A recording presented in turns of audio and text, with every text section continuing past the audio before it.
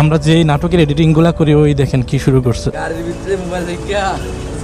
চিন্তা করছেন মোবাইল বাইকের ভিতরে ফালাইয়া এসে পড়ছি। আল্লাহ, কি বিশাল একটা ঝামেলা থেকে মুক্তি পেলাম। যদিও ল্যাপটপের খুব একটা প্রয়োজন পড়ে না, কারণ আমরা যেসব কাজ করি এসব কাজে ল্যাপটপের খুব একটা প্রয়োজন নাই। সবকিছু মোবাইল দিয়ে করা যায়, একদম A to Z মোবাইল দিয়ে করা যায়। ল্যাপটপের খুব একটা দরকার নাই এখানে, বাট আমার মাঝে মাঝে প্রয়োজন পড়ে। আমি ভিডিওগুলো আপলোড ল্যাপটপ দিয়ে দিই, আমি মোবাইল দিয়ে খুব একটা আপলোড দিই না। তার কারণ হচ্ছে ল্যাপটপ দিয়ে ভিডিও আপলোড করার সময় নিজের ইচ্ছা মতো থাম্বনেল সেট করা যায় এবং সেই ভিডিওটা পাবলিশ হওয়ার পর সেই থাম্বনেলটাই দেখা যায়, যেটা মোবাইলে হয় না। মোবাইলে যদি আমি থাম্বনেল সেট করিও ভিডিওটা পাবলিশ হওয়ার পর থাম্বনেলটা চেঞ্জ হয়ে যায়। সো এই জন্য আমার ল্যাপটপটা প্রয়োজন পড়ে এবং ল্যাপটপে আমি ইজিলি ভিডিও আপলোড করতে পারি মোবাইলের তুলনায় আমার কাছে যেটা ফিল হয়। তো এই জন্য ল্যাপটপটা ঠিক করা জরুরি এবং ল্যাপটপটাকে আমি কয়েকদিন আগে ঠিক করতে দিয়েছি। এবং কিরে কি হয়েছে?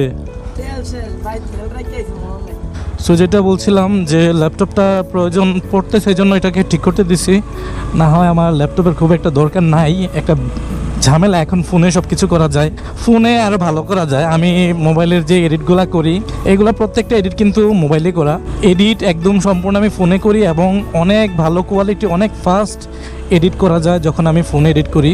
এবং আমার ল্যাপটপটা যে এত হাই কনফিগারেশনের এটাও কিন্তু না, নর্মাল একটা ল্যাপটপ।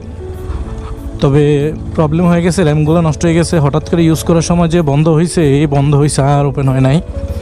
তো এখন এটা ঠিক করতে বললো যে নিয়ে আসি, আর সাথে আমার আরেকটা ল্যাপটপ আছে এটাকেও নিয়ে নিছি। যদি এটাকেও ঠিক করা যায় তাহলে করলাম, আর যদি না করা যায় সমস্যা নাই। এখানে মনে হয় একটা গরু বাজার আছে, এই জন্য এখানে অনেক গরু। আমরা এখান থেকে পার হয়ে কথা বলতেছি। ওকে, সো যেটা বলছিলাম যে ফোনে সব কিছু এডিট করা যায়, একদম সব কিছু অনেক ভালো কোয়ালিটি হয় ফোনে ল্যাপটপের তুলনায়। আমরা যে নাটকের এডিটিংগুলো করি ওই দেখেন কি শুরু করছে। আয় হায় আয় হায়, এই বেটা তোর মন চায় ঠিক আছে, এলাকায় রাস্তাঘাটে শুরু করবি। এখানে তো অনেক জ্যাম, কোন দিক দিয়ে আসলাম? এই হচ্ছে গরু বাজার। এই দেখেন গরু বাজারের অবস্থা। আমরা এখান থেকে কোনোভাবে বের হতে পারি কিনা দেখি। এতক্ষণ কিন্তু বাহিরে প্রচণ্ড পরিমাণে রোদ ছিল, প্রচণ্ড পরিমাণে রোদ, মানে আমার অবস্থা খারাপ ছিল। বের হবো যে ভয়ে বের হতে পারি নাই যে আমি এই রোদে কীভাবে বের হবো। বাট আলহামদুলিল্লাহ এখন বের হওয়ার পর দেখতেছি যে না, ওয়েদারটা এতটাও হট না, মানে হট ছিল ওয়েদার, অনেক রোদ ছিল বাট এটা চলে গেছে। আপনারা দেখেন আকাশের দিকে কিন্তু কিছুটা মেঘ দেখা যাচ্ছে, কালো মেঘ। তো বৃষ্টি আসবে হয়তো বা, এই জন্য গরমের তীব্রতা বা হিটটা একটু কম। সো আমরা ইতিমধ্যে চলে এসেছি। বাইকটাকে এক জায়গায় পার্ক করি। এটা হচ্ছে আমার ছোটো ভাইয়ের দোকান, ক্যামেরাতে দেখা যায় কিনা জানি না। এই হচ্ছে অ্যাস্থেটিক বাই হিমেল, আমার নিজের ছোটো ভাই।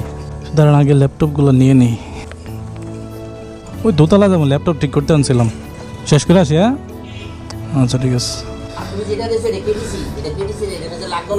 আচ্ছা সমস্যা নাই।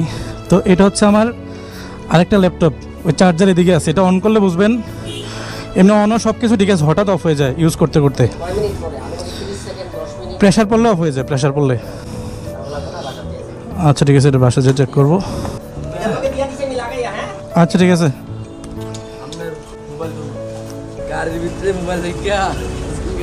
আল্লাহ, বাইকের ভিতরে মোবাইল রেখে এসে পড়ছি।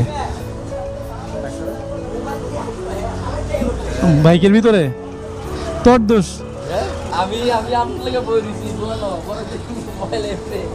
চিন্তা করছেন মোবাইল বাইকের ভিতরে ফালাইয়া এসে পড়ছি। আল্লাহ, কি বিশাল একটা ঝামেলা থেকে মুক্তি পেলাম। আজকে কি বড় বাচ্চা বাঁচলাম। মোবাইলটা আমি এখানে রেখে গেছিলাম, এই যে এই জায়গাটায়। সো কপালটা ভালো যে ফোনটা আমি এখানে রেখে গেছি, আমার ছোটো ভাইয়ের দোকানে এটা। তো কী হয়েছে, আমি যখন উপরে চলে গেছি তখন সে দেখতে পাইছে যে মোবাইলটা এখানে রাখা। তারপর সে এখান থেকে খুলে উপরে নিয়ে গেছে। তো এখন আমরা বাসার দিকে চলে যাব। সো এখন বাসায় চলে যাই, আপনাদের সাথে দেখা হচ্ছে অন্য কোনো ভিডিওতে। Till then take care, have a nice day, আল্লাহ হাফেজ।